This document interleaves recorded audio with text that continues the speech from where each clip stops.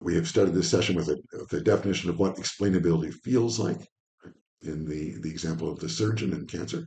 Then we've given the definition of explainability. It's understanding why and how the machine makes the decision it does. Then we've talked about why we want explainability.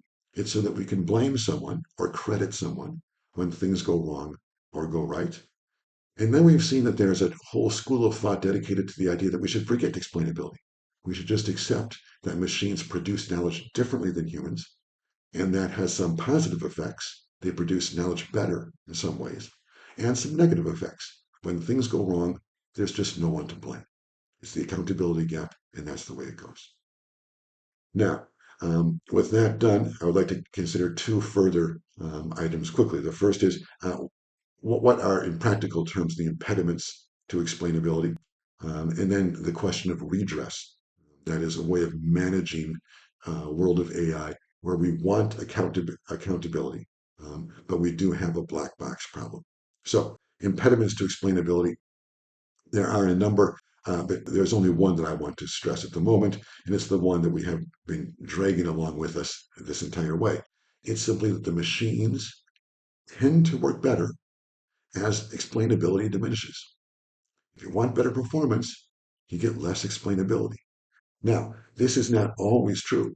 And recent work has been showing increasingly that a lot of tools can do as well as very complex neural networks with very simple, much simpler information engineering techniques. So there is some debate about this chart that I'm showing. I mean, is it really true that machines always work better as they become less explainable? I don't think that most scientists believe that's true anymore. However, I think most people still do believe that at the very highest level, in many cases, the highest performing machines are those that simply don't have and cannot have explanations.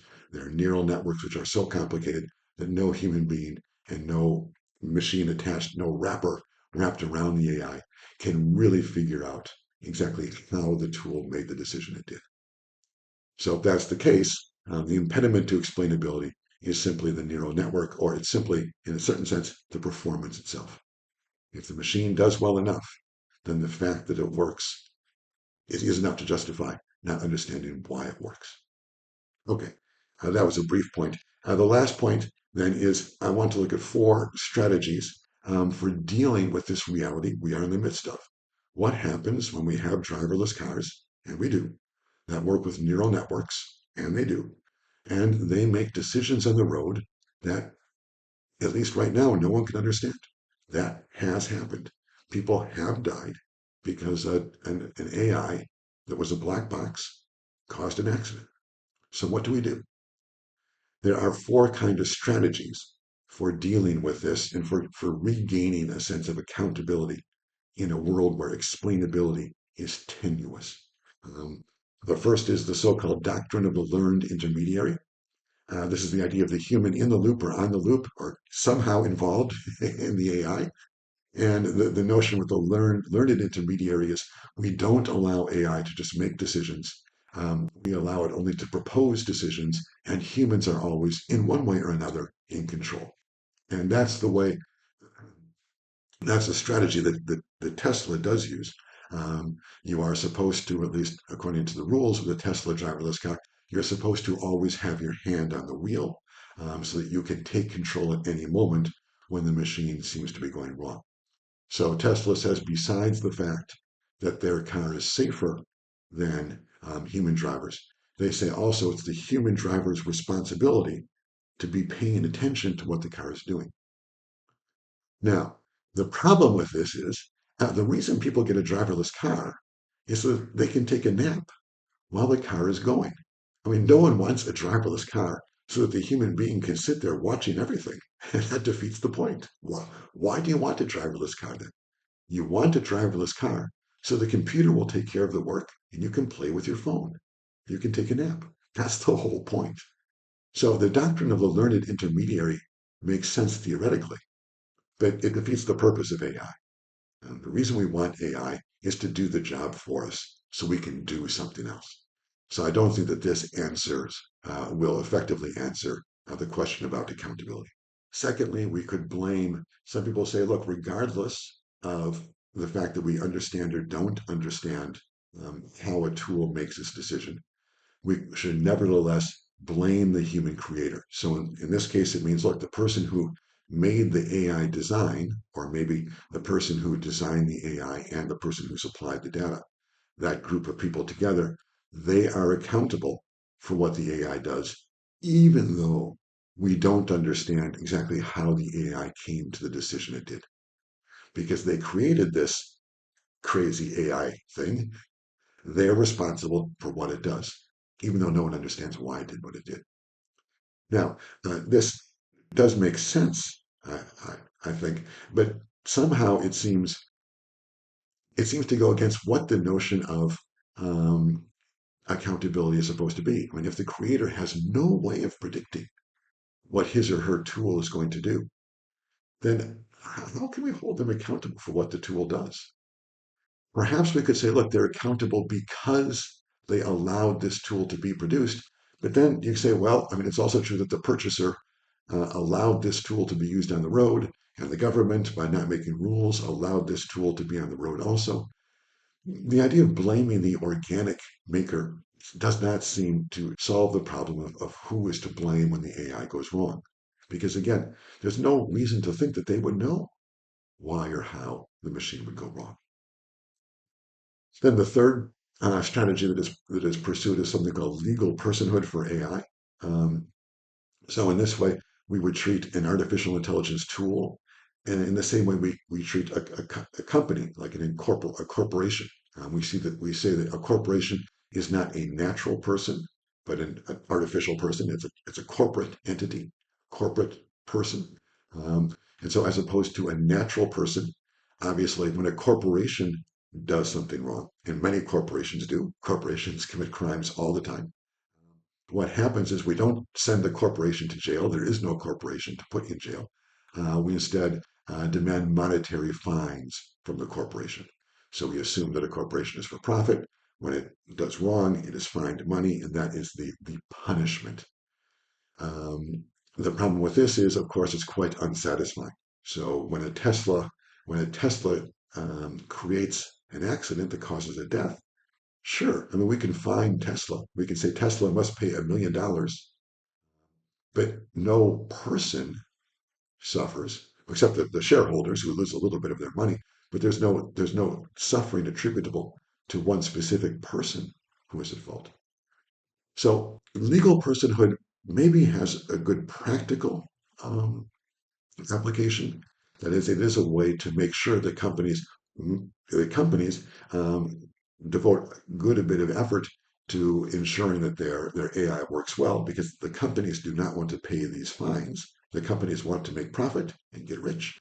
Uh, but nevertheless, there's a kind of a human hollowness there, because it's true that the company loses money when Tesla causes an accident, and shareholders lose money, so there is some human suffering.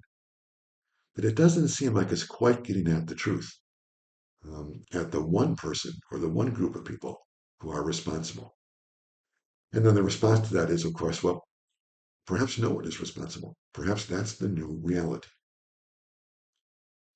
Okay, and then finally, the last point is we could also ask our tools to be created in such a way that there is redress by design. Now, there are a number of different ways that we could do this.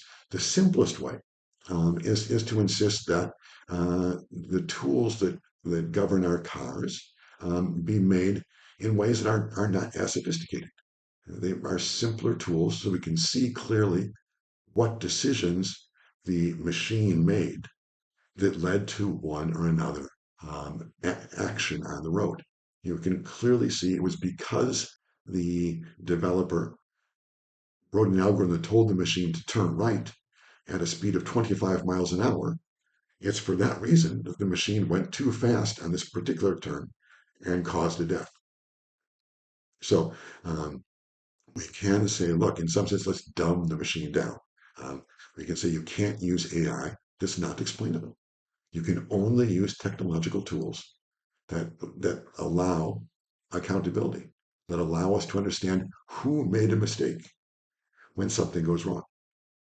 So that's one idea of redress by design. Another idea of redress by design is you can create a tool that allows people who have been harmed, at least in some way, to seek immediate rectification for that harm, to appeal in some way for maybe a human judgment or a different kind of judgment. So that might work, for example, in the case of a loan application. If I apply for a loan and I do not get the loan, the machine may automatically, before rejecting me, may automatically forward um, that rejection to a human being for review, so that we can be certain that a human too would reject that loan application. Or it might be going back to the idea of interpretability. The machine might, after rejecting my application, it might run a bunch of other false applications that are very similar to mine, so that it can tell me what kinds of things I need to change in order to get a successful outcome. That would be a different way of doing redress by design. In that second way, we still don't know how the machine works, but at least I, as a user, know what I need to change in order to get a positive result next time. Good. So that is the AI ethics of explainability. We have talked about what the human experience is of this explainability. In the case of the surgery, is the desire a human has to understand why things are happening to us. Why? What's the reason? Then we had the definition of explainability, which is simply understanding how the AI tool works and its three different components. The idea of explainability, excuse me, the idea of interpretability, the idea of transparency, and the idea of accountability. And then we looked at accountability and the idea that there is an accountability gap in sophisticated AI. It works in ways that no one could understand. And so therefore we don't know who or what is to blame when things go wrong. And then we talked about whether that's important. Obviously, for the first part of the lecture, we were assuming that was very important. We said, look, it's part of the human nature to want accountability, to want to blame someone when something goes wrong. But we don't need to be that way. We can imagine a world where explainability is not an ethical value. And we just say, forget it. We say, if the machine does better than humans, that's enough. And when it fails, it's no one's fault. Then we looked a little bit about why that is. And finally, we said, if we're not satisfied with that answer, if we want some kind of explainability, if we want some kind of accountability, and we want to have our AI too, there are several different things we can do. And these fall under the title of redress or redress by design. And we said one thing we could do is just simply force the AI to not be quite so sophisticated, or say it can only be as sophisticated as our explanations are able to follow. So that's the AI ethics of explainability.